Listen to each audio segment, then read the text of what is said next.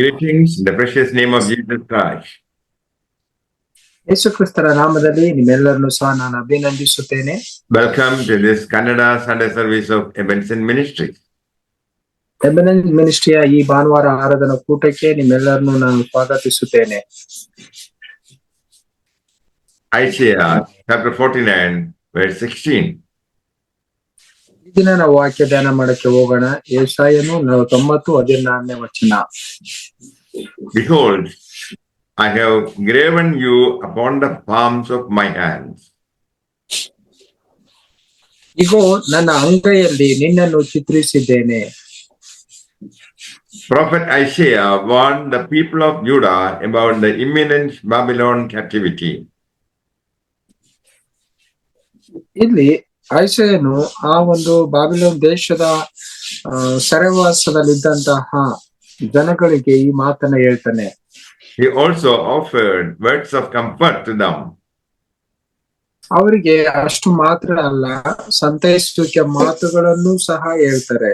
God never forsakes his people unless they first forsake him.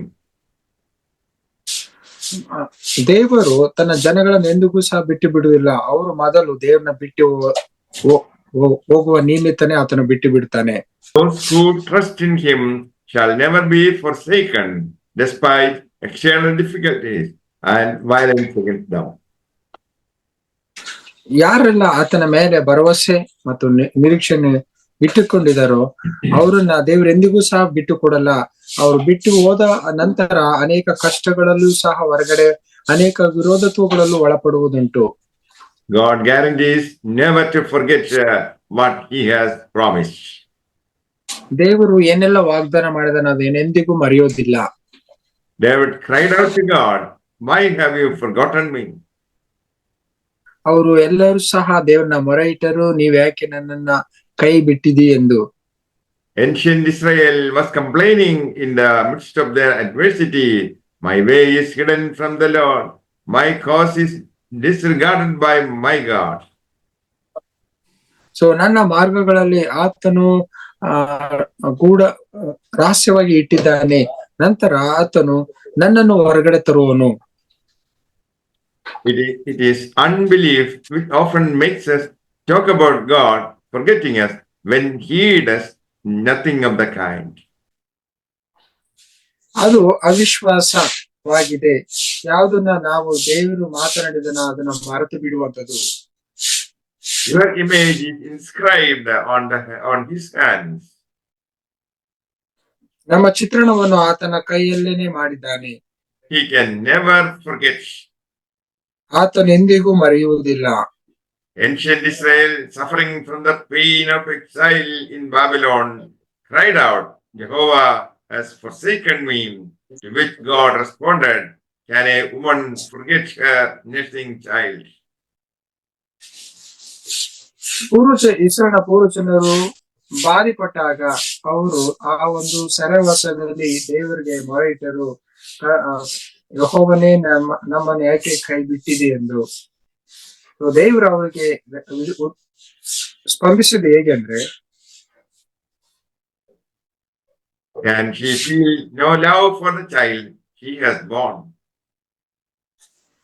ಮಗುವಿನ ಮೇಲೆ ಪ್ರೀತಿ ಇಲ್ಲದೆ ಹುಟ್ಟಿದರು ಅನ್ನೋ ಒಂದು ಭಾವನೆಯಲ್ಲಿ ದೇವರು ಭಾವಿಸಿಕೊಂಡರು.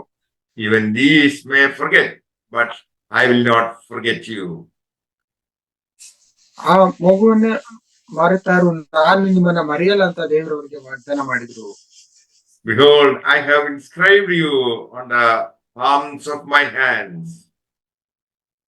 ನನ್ನ ಅಂಗೈಯಲ್ಲಿ ನಿಮ್ಮನ್ನು ಚಿತ್ರಿಸಿಕೊಂಡಿದ್ದೀನಿ. These words equally true of all believers.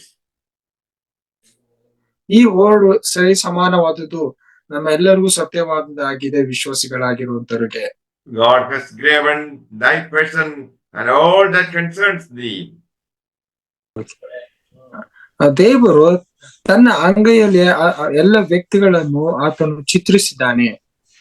The circumstances in which we live are under his control. ನಾವು ಎದುರಿಸುವಂತ ಸವಾಲುಗಳು ಆತನ ಒಂದು ನಿಯಂತ್ರಣಕ್ಕೆ ಒಳಪಟ್ಟಿದೆ. Our names are written in the palms of Jesus so that He will never forsake. ನಮ್ಮ ಹೆಸರುಗಳು ಆತನ ಅಂಗೈಯಲ್ಲಿ ಬರೆಯಲ್ಪಟ್ಟಿದೆ, ಯೇಸು ಕ್ರಿಸ್ತನ ಅಂಗೈನಲ್ಲಿ. Jesus said, "Fear not, I am with thee." ನೀವು ಹೆದರಬೇಡಿರಿ, ನಾನು ನಿಮ್ಮೊಂದಿಗೆ ಇರುವೆನಂತ ಯೇಸು ಸ್ವಾಮಿ ಹೇಳಿದ್ದಾನೆ.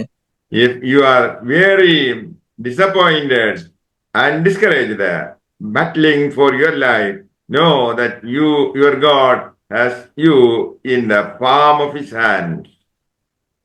ನೀವು ಚಿಂತೆಯಲ್ಲೂ ನಿರಾಸೆಯಲ್ಲೂ ಅಥವಾ ಕುಗ್ಗಿ ಹೋದಂತಹ ಸ್ಥಿತಿಯಲ್ಲೂ ನಿಮಗೆ ಹೋರಾಟದಲ್ಲಿ ನಿಮ್ಮ ಜೀವನ ಇರುವುದಾರೆ, ತಿಳಿದುಕೊಳ್ಳಿ, ದೇವರು ನಿಮ್ಮನ್ನು ಆತನ ಅಂಗೈಯಲ್ಲಿ ಚಿತ್ರಿಸಿಕೊಂಡಿದ್ದಾನೆ. You can depend on God to be the place of strength in your life. ನಾವು ದೇವರನ್ನ ಆತುಕೊಳ್ಳುವುದಾರೆ, ಆತನೇ ನಮಗೆ ಬಲವುಳ್ಳಂತಹ ಜೀವನವನ್ನು ಕೊಡ್ತಾನೆ. God wants to give you healing and mercy, grace and hope to strengthen you.